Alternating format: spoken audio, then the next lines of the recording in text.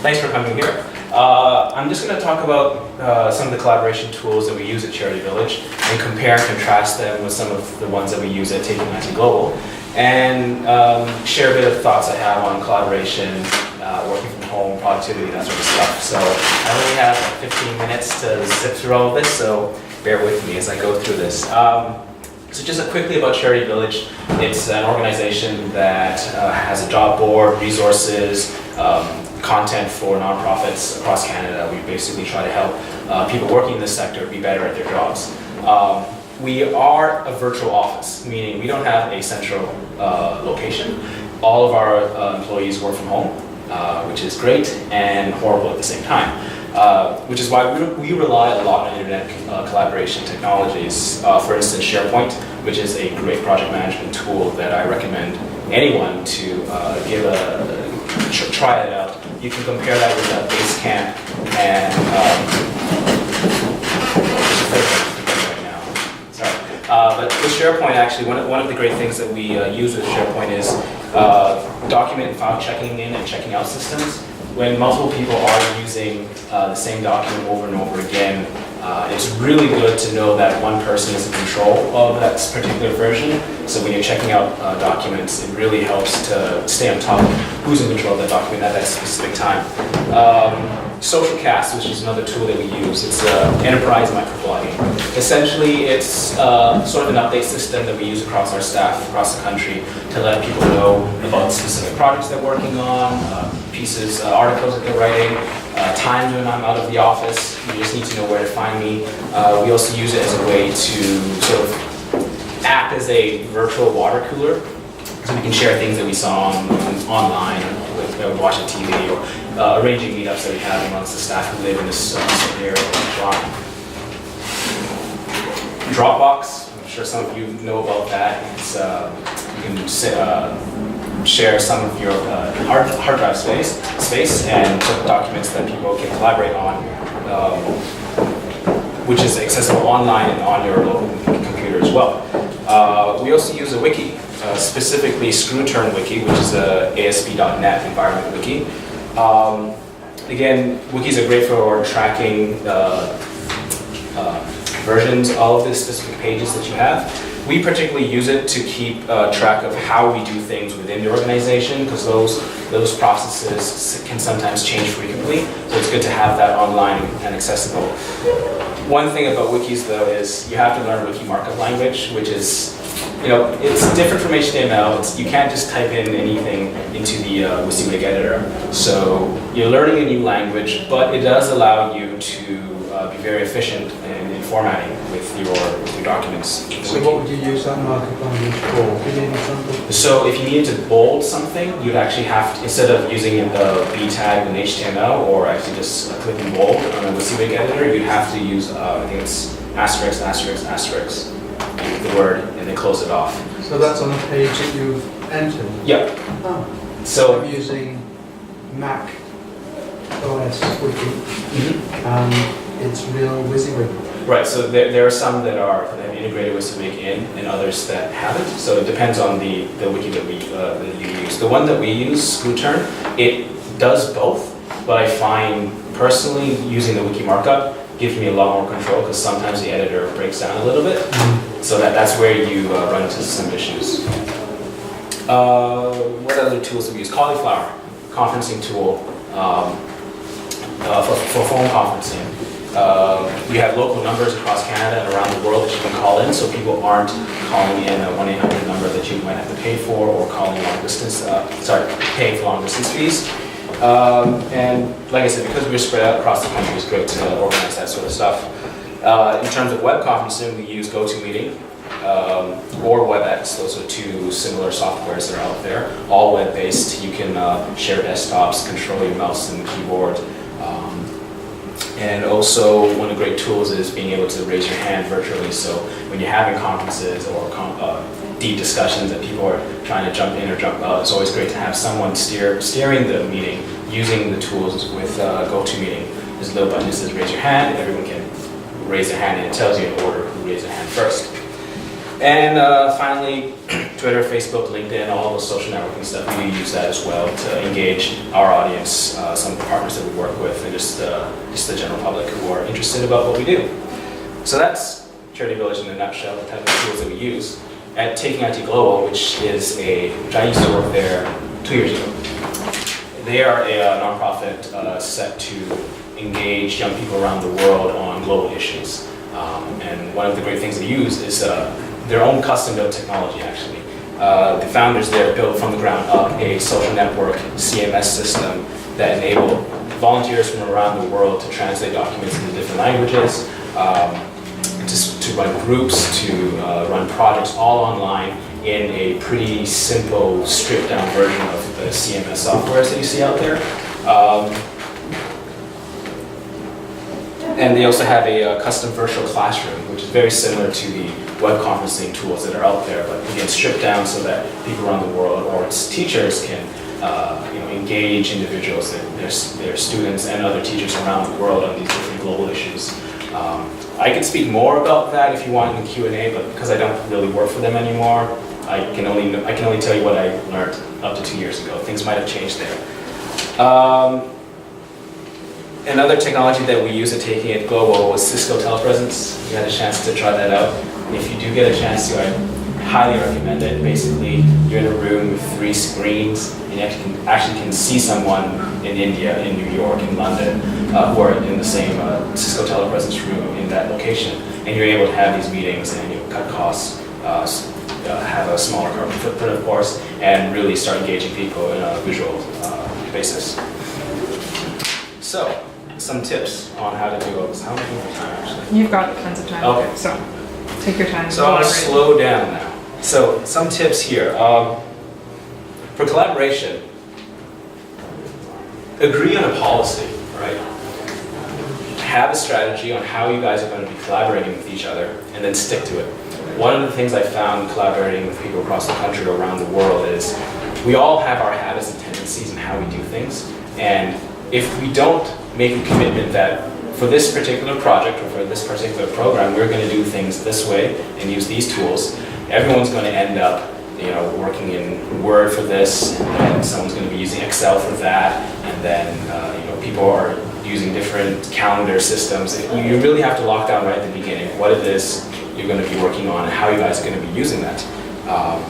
Highly, highly recommend that. Setting it out and committing yourself to it. Very specific thing, obviously documenting conventions. How are you going to name a document? How are you saving it? Do you want to have the date and the file name? Do you want to have the version numbers in? This is where something like SharePoint really helps, where you're basically checking in and checking out a specific document. If you're using something like Google Docs and collaborating real time in the same document, which is something that Google Docs allows you to do, you can get around some of these issues with file naming conventions, but again, you got to stick to whatever it is you agree upon as a team beforehand. Otherwise, things will get very chaotic very quickly. Conference calls, I'm sure we've all had many of them, sitting in a room, not knowing when people are speaking, how to speak when, not knowing how people are reacting to whatever you threw out to the table. So there's really an art I find with dealing with conference calls and trying to collaborate with someone, particularly if the call is bad. I've had calls to South Africa or West Africa specifically, and it is just horrible sometimes, the phone connection. So you really have to try to work around some of those problems.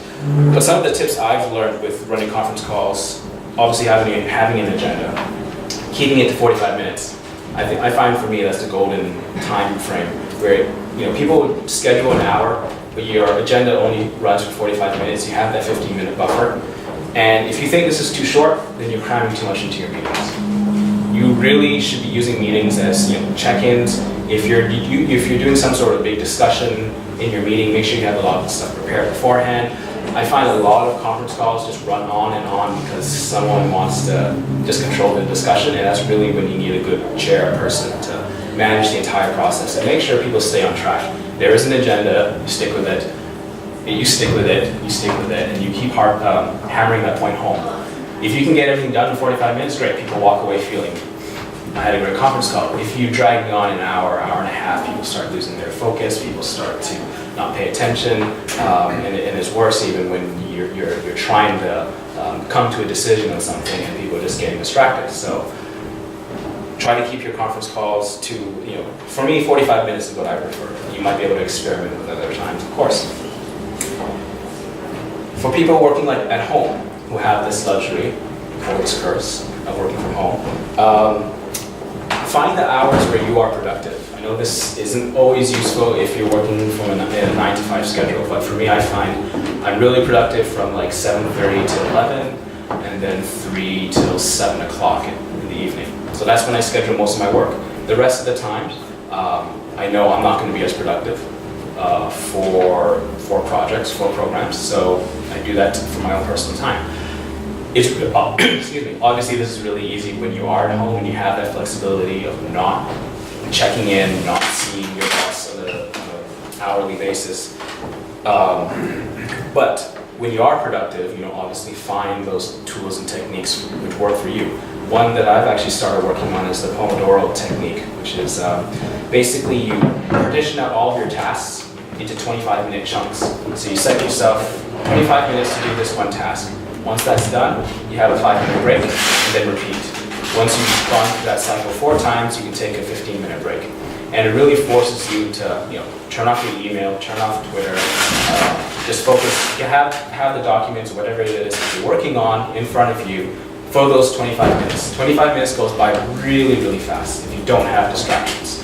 And that's really another key with working at home is try to find a space where you're not distracted. If you can have a separate room, that's great. If it means you need to look at a specific wall the entire time, whatever works for you. Excuse me, what was the technique called? Pomodoro, Pomodoro. They have this really cute tomato, which I think it's tomato. It's Italian for tomato. It's a kitchen timer, so you can just set at 25. There's only one setting, 25, and then it takes off if you check off your work. So a space like CSI, I think I've used CSI, the older building, to have meetings, to collaborate with people. It's great to have these hot spaces in the city of Toronto to be able to just collaborate, on a, it's almost like improvising. I've heard stories of people working on a project and hearing something across the hall. It's like, whoa, that's really great for what I'm doing. Let's connect here. So hopefully, CSI Annex will become as a vibrant space as the one that Spit Island is. Finally, plan. Scope out your project with your team. Make sure everyone understands what their responsibilities are. What are the deliverables?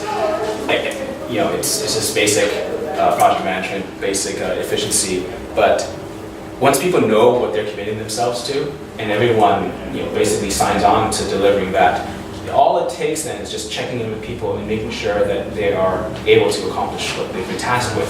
And that's another thing, trusting your colleagues to be able to produce. The worst thing is having a micromanager staring over your shoulder all the time, trying to do things for you, which never ever works with a collaborative team and doesn't work at all when you're virtual like us in Charity Village. So there is an element of trust, there is an element of knowing that there's this responsibility placed on my shoulders as a project manager or as a graphic designer or whatever role I have, that I have this amount of time to deliver something and I'm going to commit to that. Collaboration and productivity are habits that can be cultivated. That's something I truly believe in. You need to make this part of your everyday existence. Just like email has become part of how we do work. If you have this sense, this attitude of collaborating and being productive constantly, you'll be able to get through your day really quickly and you feel that you've accomplished a lot. Finally, learn how to say no. Sometimes that's the most important word, to not get too swamped with anything in your life.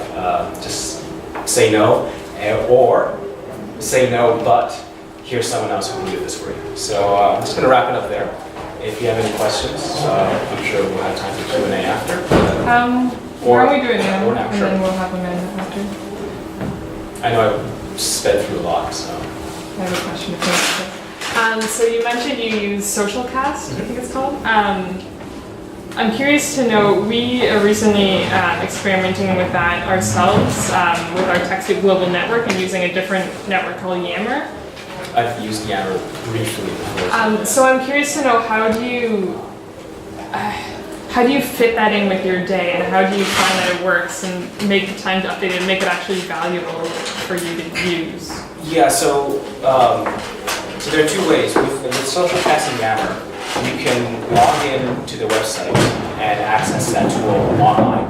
You can also download a desktop client, which is very similar to your MSN Messenger, Skype, that sort of stuff.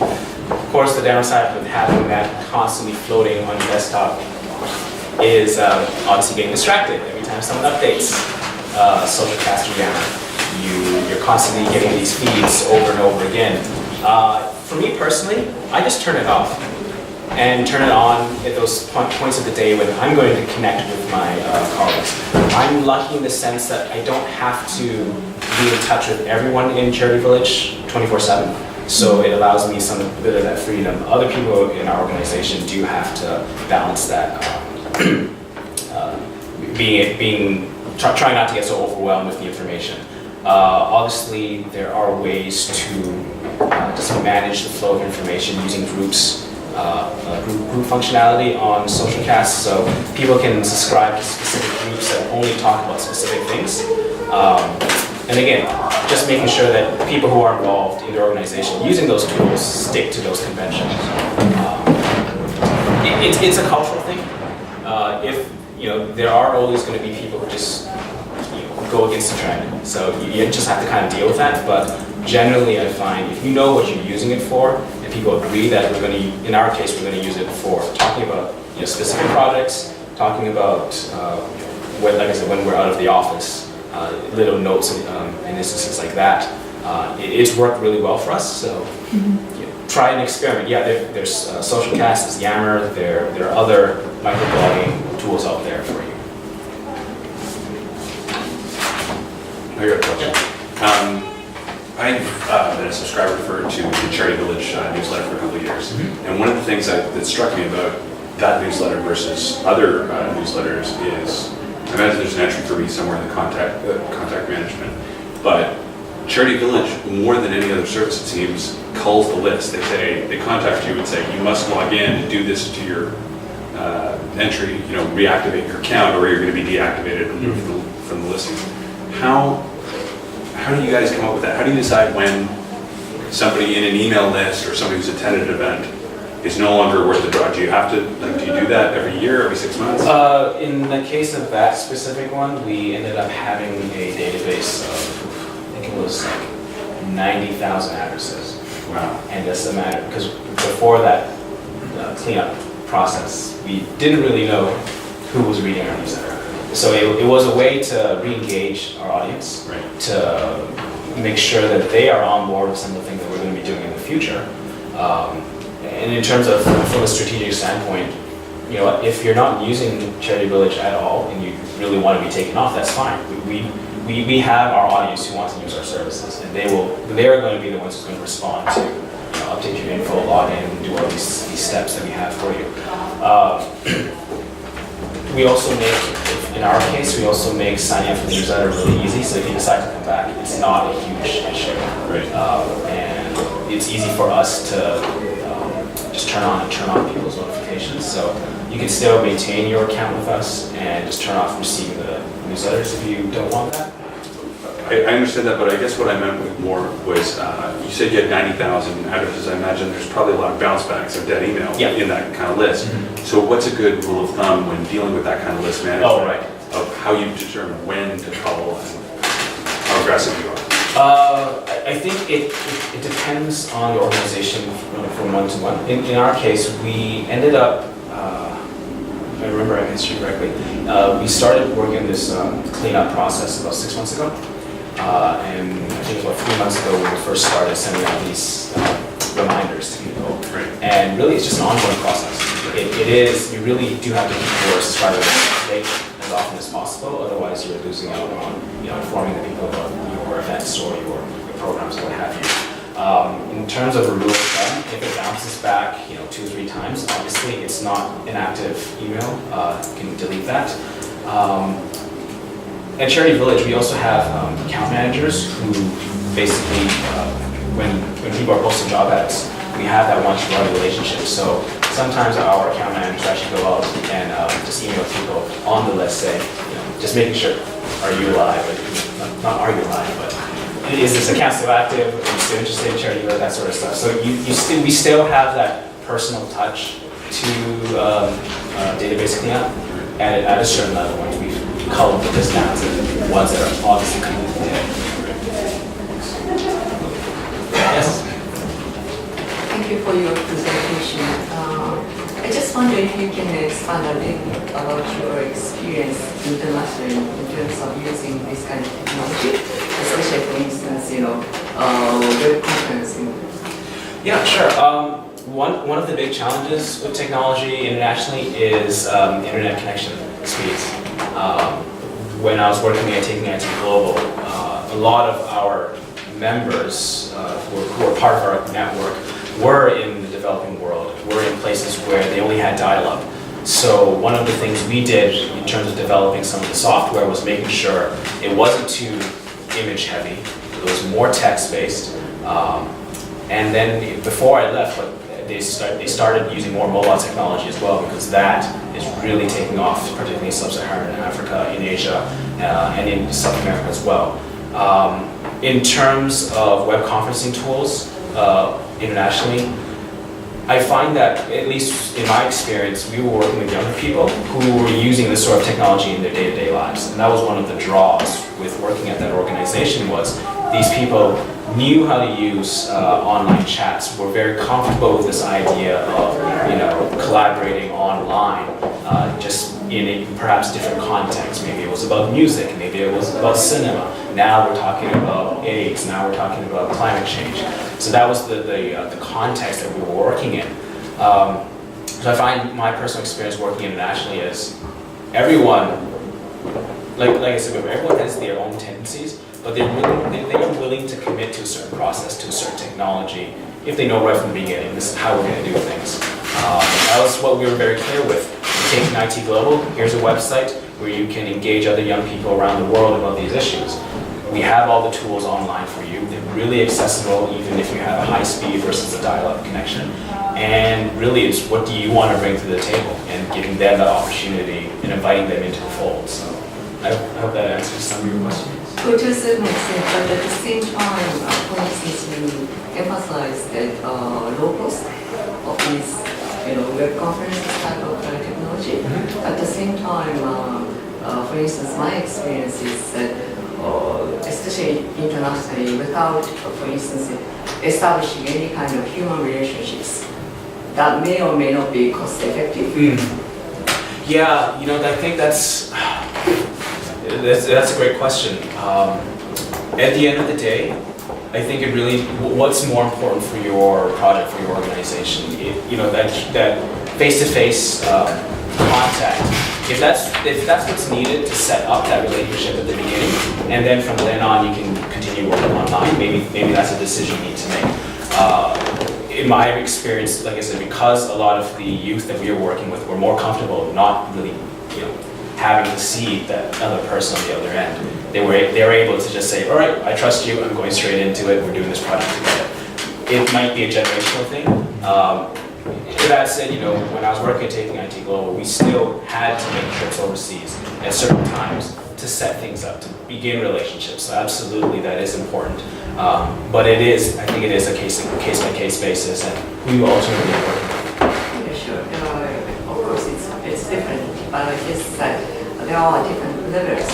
One is at the level of communication, and also the other one is at the level of collaboration. It's not the same. If you do something together, that's a very different level of just communicating. No, absolutely, yeah, and I agree 100%. I think collaboration, it involves people coming to the table and sharing something and sharing their experiences and working together. If we're talking about communications, obviously there's different things. So, at an international context, I think are open to collaboration, again, what are we getting out of it at the end of the day for my organization versus yours? And just making sure it's all clear and transparent from the beginning.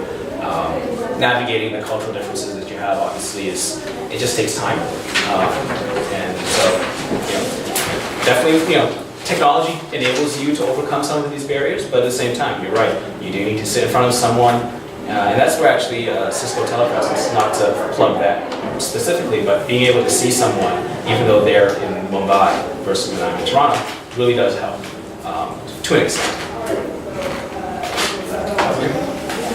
I used to work with a non-profit that did mostly development work, some relief work, but we found that Skype just changed the way we work, and it's so simple, it's so cheap, and we found that Skype was usually more reliable than a phone call, because the phone call was breaking up, you call 4 or 5 times in 15 minutes, with Skype, what's the matter if it hangs, you just wait, you come back. Right. No, absolutely, yeah, Skype is a great tool. It's a whole lot cheaper than WebEx. I think that's a good point, just chats, like just being able to chat, I find it's so much better than email or Absolutely. direct message. I just want to ask about the telepresence by Cisco. What is the price point on that? High. My best recommendation, work on a project with Cisco, get sponsored by them, apply for a grant, and then that's how we do it at Taking Global. Just once you have a relationship with someone there, then you can sort of say, well, we do have some projects in India. There's a Cisco office there. We need to communicate with them. It is through. We did do that through their granting program. In terms of actually setting it up for your own, it is really expensive. I'm not sure what the actual price is because we're talking about, unless you know. No, I don't know how much, but I'm actually runs like 50,000 minimum. It's because we used to have a Tamberg system when I worked for Caterpillar, and that cost like 100,000 per unit. But I was going to say, if you have international projects, CEDA and Canadian government through the consulates on the ground, they have video conferencing facilities they run on a cost recovery basis, and I never actually saw an invoice for them. So they call it cost recovery, which is just their way of saying, well, if you've got a CEDA-sponsored program or we know you, come on in and use it. So, and if the request comes from the field, because there's any number of agencies in Canada that want to use it, but if you have somebody on the ground that goes and makes the phone call instead of you making the phone call, and anyone not being invited in. When you say on the ground, can you... Somebody in the field, so like if you have someone in another country Ah. that's near a consulate or an embassy, Right. and they make the phone call, can we come in with what's called, talk to our Canadian sponsor? That's the yes model.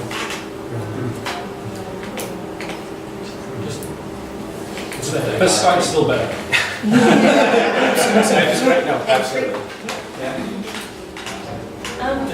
Maybe we've been looking at SharePoint, and it's pretty complicated, I think, for like a small organization. So can you talk a little bit how you would compare, say, SharePoint, like what would be the typical situation you'd use SharePoint over, say, something like Google Docs? Right. SharePoint is really designed for project management and project managers. So there's a lot of that scheduling meetings, a lot of the specific formats that we use, Gantt charts, for instance, or just creating dependencies between certain tasks that happen within projects. SharePoint is also tied in really a lot with Office. So you can open up documents from the SharePoint site straight into your Microsoft Word or Excel, what have you. It can be complicated, I don't deny it. I think it depends. With a smaller organization, Google Docs can work. Really what it boils down to is knowing that you're going to use some sort of structure, some sort of system within the Google Docs, within, whether it's the shared calendars or the spreadsheets or the documents, and really committing yourselves to sticking to that. Whereas in SharePoint, it presumes that you're going to use some of the more project management standards, and you're just going to fit your process into that framework.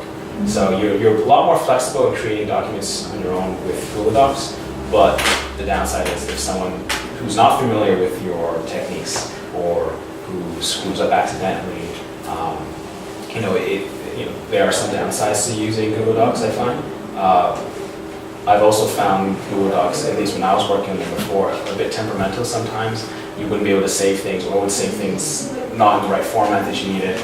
With SharePoint, someone's checked out a document, you can work on it locally, and then upload it again, and it actually tracks the number of times someone has edited it, and just making sure that, in the notes, what did I change this, that, upload that, so. Can you do simultaneous editing? With SharePoint, no, you can't. That's something I've only seen with Google Docs. I'm sure there are other collaboration softwares out there. Which is the great thing about Google Docs is having that collaborative, live editing. So, a lot of the tools out there all do the same thing in one way or another. Really, is trying to figure out what works for you and your culture internally in your organizations, and then ultimately, what's that price point that you're willing to pony up for. I think what SharePoint does really well is it ties in with a single user sign-on. So whatever you use for your network, straight in. But I think there's some much more attractive wikis that do everything that SharePoint does that are open source and don't cost that much to set up. Wiki, Converse, things like that. And they have a lot of instant user access. So you want to be able to say to this group of people, you can use these documents, you can do that there. Whereas some others, you're very stuck, like MediaWiki or something. What was the first one you mentioned? FOSSWiki. Is that with an F or a V? An F. Wiki. Yeah. And that's open source?